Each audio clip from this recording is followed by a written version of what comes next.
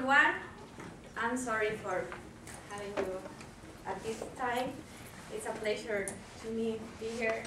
And after 7 months of this training, I know now I'm ready to come back to my country and apply all the wonderful insights that our Professor Dorera shared with us, and acquire and then accomplish a meaningful learning of my students.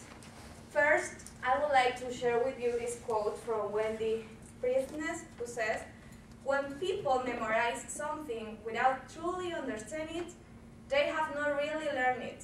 When a skill is mastered in the context of an interest and need experience it in the real world, it is truly learned." So it means that everything that we have learned here is based on practice, and that's what we have to do in our real world, in the classroom. Now, those are my 5 critical concepts which I found interesting, and all of them are the base in order to get a meaningful learning. First, biography during instruction, which means to know more about our students, their needs, their experiences, their thoughts, their strengths, and also their weakness. And then we can focus on that, on what they really need to learn. And they are going to feel they are the base of the classroom. They are important, okay? Because the family and the community is going to be related through the biography during instruction. Next, natural order hypothesis. According to Krashen, we have to avoid correct them. And through this, they are going to feel comfortable in the classroom. They want to participate. Because instead of saying, no, that's wrong, no, you don't have to do this, we are going to revise what they have said. And then they can realize if they have an error or they have any mistake, because we are just going to revise.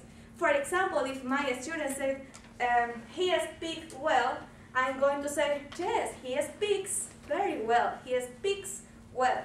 And then he can realize, okay, I have to add S when I'm talking about he or she. Next, peaks and calp. They are based on a cognitively way. When we start with peaks, we start in a less cognitively, and they are going to use some kind of grammar, but they are not to be focused on an academic way, because they are going to just use a basic vocabulary, and they are going to feel free to start a conversation. And what is the goal of Go Teacher program? Is to start a classroom with interaction, with a communicative approach. That's the reason why we are here, to get that our students feel comfortable using the L1 plus L2. Then we can use CALP, which means that they are going to use the language in an academic way. So this is a high level, okay? Other part that is important in order to have a meaningful learning is a comprehensible input. With a comprehensible input, we have to be aware and careful about what we are going to say in the classroom, what kind of vocabulary, if we are pronouncing well the words, and also if we are showing them how to pronounce a word. And with a comprehensible input, we are also able to use explicit and clear content in the classroom, according to the level of competence, the language that our students already have. Finally, cooperative learning. I think this is the most important, because here in Valparaiso University, we are work always in grouping.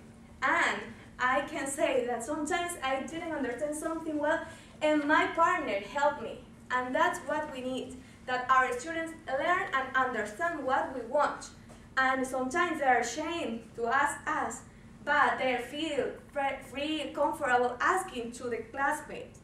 And with a cooperative learning also, we are breaking down the barriers, and we are going to accomplish a lower filter, affective filter, and they are going to feel comfortable using the language inside and why not outside the classroom. Those are my 5 critical concepts, and that's the reason why I choose them, because I think they were important for me and also for you. Now, let's start with the class.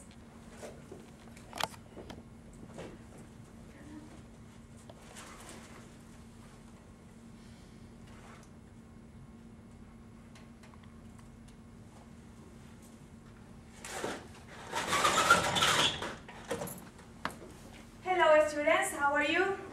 Good. How are you? Fine. Fine. Today is Friday. Yeah. Friday, the last day of the week. Tomorrow we are free. It's Saturday, we can sleep late. We can wake up at 10 o'clock, 11. That's what I do. And today we are going to continue talking about countable and uncountable nouns. Okay? First, I wanted to remember what are the goals that we are going to accomplish for this lesson. We are going to read all together because I want to listen to you. I love your voice and I love to listen to you. Okay? Let's start with the content adjective. Students, we talk about countable and uncountable nouns.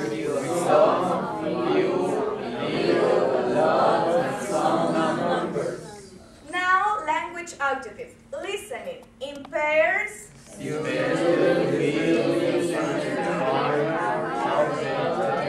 What they have for breakfast and lunch. Speaking. In pairs, students will tell their partners what food they have for breakfast and lunch. Reading. Fernando, I realize that you want to read this alone, okay? Please. I can see. Really? Yeah, I can. Okay, please help us. In groups, students will read a short reading to identify uncountable and countable nouns. Thank you so much. As you can see, I bring here today some kind of food that we have for lunch and also for breakfast. Who has bananas for breakfast? Ah, I can see the majority. You have juice. You have juice for breakfast. That's good. That's really good. Here we have 2 bananas. 2 bananas. Also, I have a friend who always eats rice for breakfast because he thinks it's important. Who else here have rice for breakfast? Oh.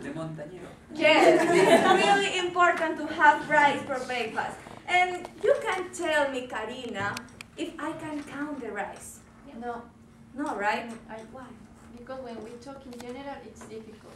Yes, and also, can you imagine just how many times I can count every piece of this rice? 1, 2, no, right? I can't. So here I have some rice, or I can have a few rice. And who have milk for breakfast? Milk is important because it helps us to our bones, to our teeth. And here we have a lot of or a little milk. A little. A little of milk, yes, a little of milk because I have. Yes, because I have breakfast, so I need it. And also we have bread. We have a piece of bread, 1 piece of bread, and a lot of bread. How many I have here? 1 piece of bread. 1 piece of bread. And here? A lot of pieces of bread, right? Okay, I would like that you help me with something. Here I have this template. It is named Pictures and Words. The topic is going to be my breakfast in pictures and words. What you are going to do here? Let me explain. You are going to draw here in the square what do you have for breakfast. For example, I have a banana, a little milk, also I have a piece of bread, juice. A lot of juice. A little milk and a lot of juice. So, you are going to draw here what do you have for breakfast. I'm going to pass it around.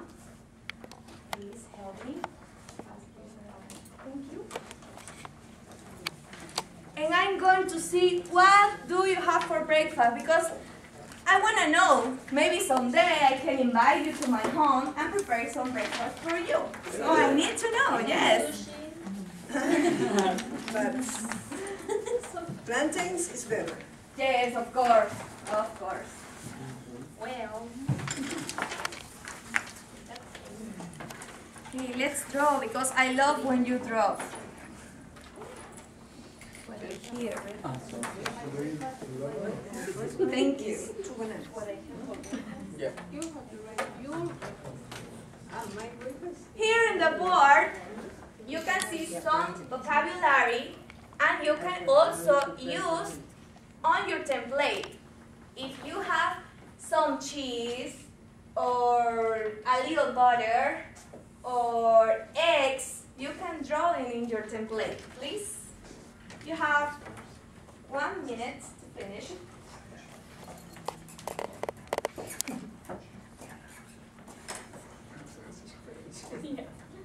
It's Nice. for my breakfast. Is plantain no. Can I put with plantains? Of course. What else? Cheese, bread. Okay. Cheese is better because I don't like bread. yogurt. Okay, you have egg. That's good. Okay, now, as you can see, next to your template, please hold. Can I use yours? Thank you.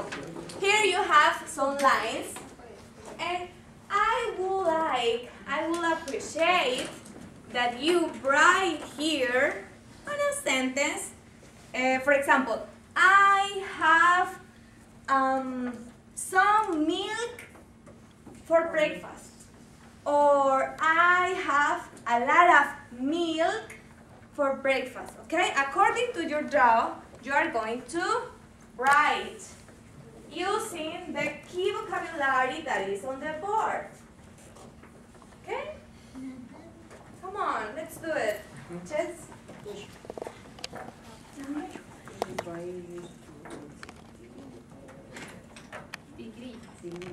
you can write in Spanish.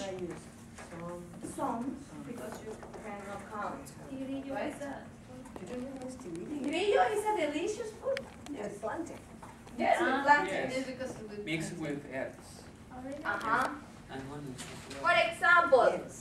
I have no, it's different. 1 apple for breakfast.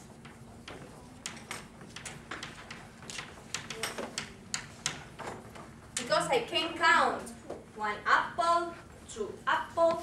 Can I say I have 1 milk for breakfast? No. No, because I can't count the milk, right?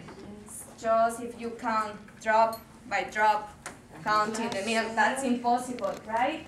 You have to say, I have 1 glass of milk. You can say that. I have 2 glasses of milk. I have some milk for breakfast. That's right, Jenny. Well done. I have lots of juice. Well, Oh yes. I love your pictures. Well done. what about my? They are pretty. I love your cheese. Looks like mine. Yeah. Okay, now let's move to the other activity that we are going to do today. And we are going, please listen carefully what we are going to do next. You have to stand up